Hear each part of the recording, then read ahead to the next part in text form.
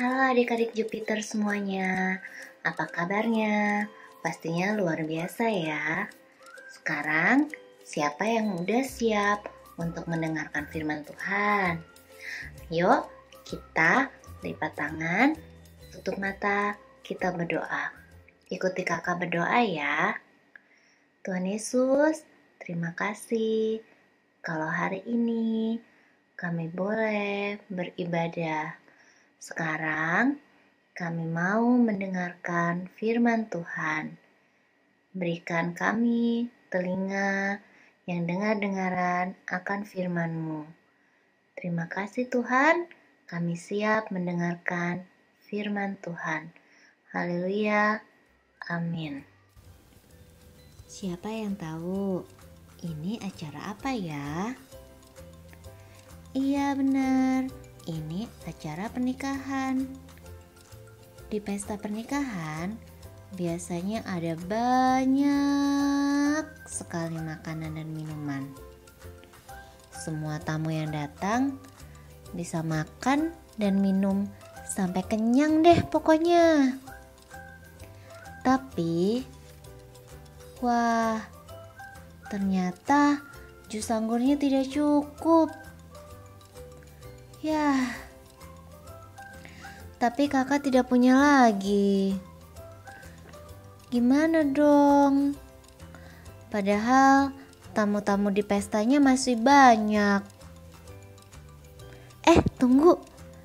Katanya ada satu orang spesial yang datang ke pesta ini. Siapa ya?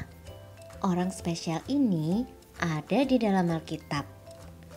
Walaupun kamu belum pernah bertemu dengan orang ini, tapi dia sungguh-sungguh ada. Semua kisah di Alkitab menceritakan tentang orang spesial ini. Kamu pasti pernah ikut papa mamamu ke pesta kan? Biasanya cuma sebentar aja kan? Sebentar aja kamu pasti udah mengantuk. Kalau zaman dulu sekali, orang mengadakan pesta berhari-hari, lama sekali.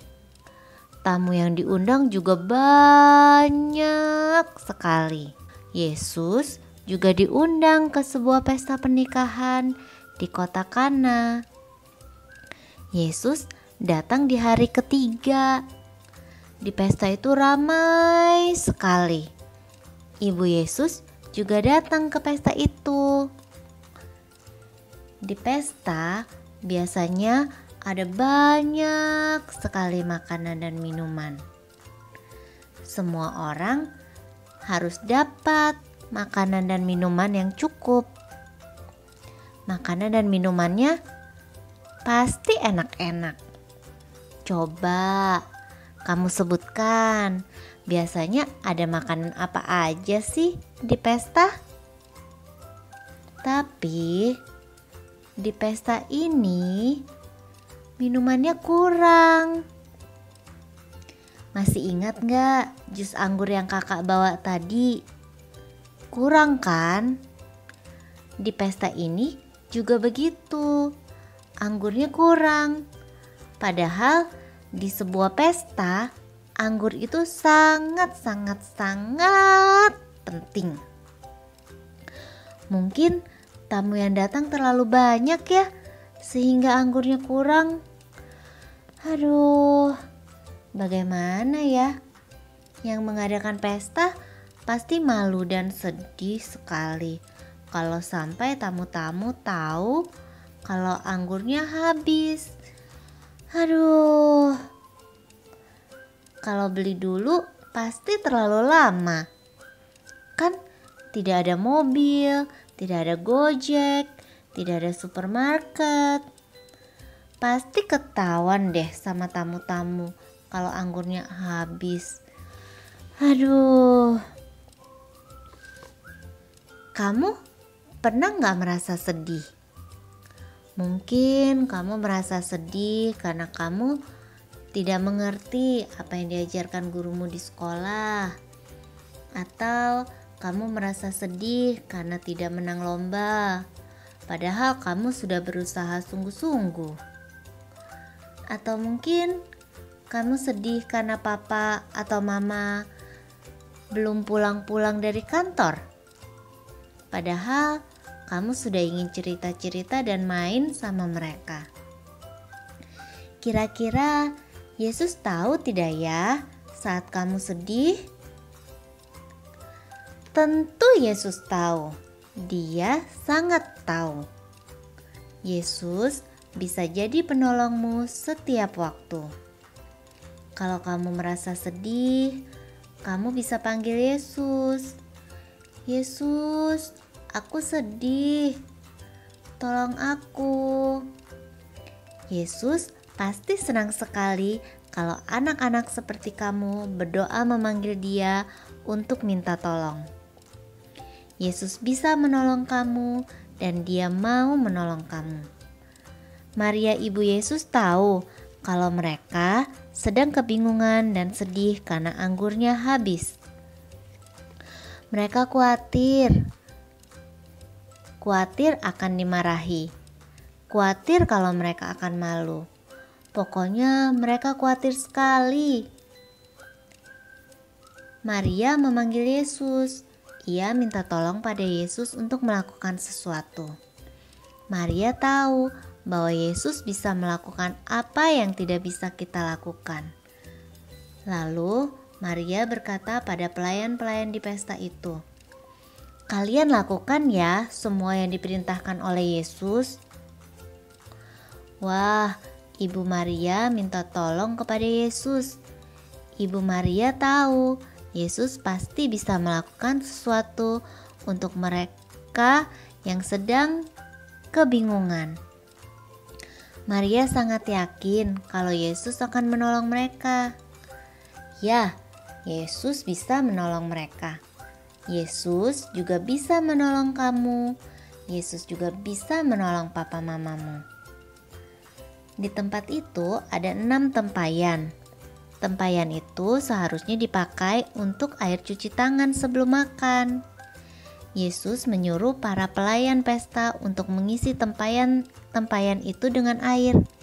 Loh, kan mereka butuh anggur, kok diisi dengan air ya? Nanti kalau yang punya pesta marah bagaimana? Aduh, Yesus ini kok ada-ada aja ya? Pelayan-pelayan itu tetap mentaati apa yang disuruh Yesus. Mereka mengisi tempayannya dengan air. Yesus lalu menyuruh mereka untuk mengambil air dari tempayan itu dan membawanya ke pemimpin pesta. Waduh, pelayan itu pasti deg-degan ya. Bagaimana kalau dia dimarahi ya? Yang diminta anggur, kok yang dibawa air? Tapi kamu tahu apa yang terjadi? Airnya berubah jadi anggur. Wah, kok bisa ya? Kan tadi isinya air, tapi sekarang jadi anggur. Dan tidak cuma itu, pemimpin pesta bilang anggurnya enak sekali, lebih enak dari anggur yang sudah habis tadi. Wah, Yesus ajaib ya. Yesus bisa melakukan apa saja untuk menolong kita. Itu mujizat pertama yang dilakukan oleh Yesus.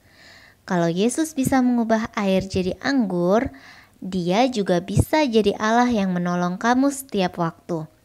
Yesus bisa menolong kamu dan Dia akan menolong kamu. Waktunya ayat hafalan. Ikutin kakak ya. 1 Petrus 5 ayat 7. Serahkan takutku kepada Tuhan, sebab Tuhan memeliharaku.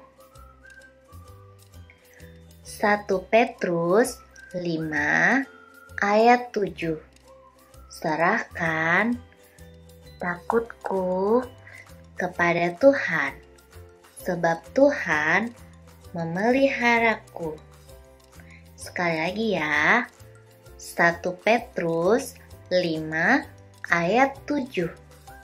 Serahkan takutku kepada Tuhan, sebab Tuhan memeliharaku. Mari kita berdoa. Tuhan Yesus, terima kasih kalau sampai saat ini Engkau masih memelihara setiap kami. Kami percaya Engkau adalah Yesus yang selalu menolong kami. Yesus sanggup menolong setiap kami, anak-anak-Mu. Terima kasih Tuhan, serahkan semuanya ke dalam tangan-Mu. Dalam nama Yesus kami berdoa. Haleluya, amin. Untuk mama papa, jangan lupa videoin anak-anaknya saat menghafalkan ayat hafalan, lalu dikirim ke WhatsApp grup. Dan jangan lupa juga menumpangkan tangan untuk setiap anak-anaknya, berdoa buat berkat ke setiap anak-anaknya. Sampai jumpa.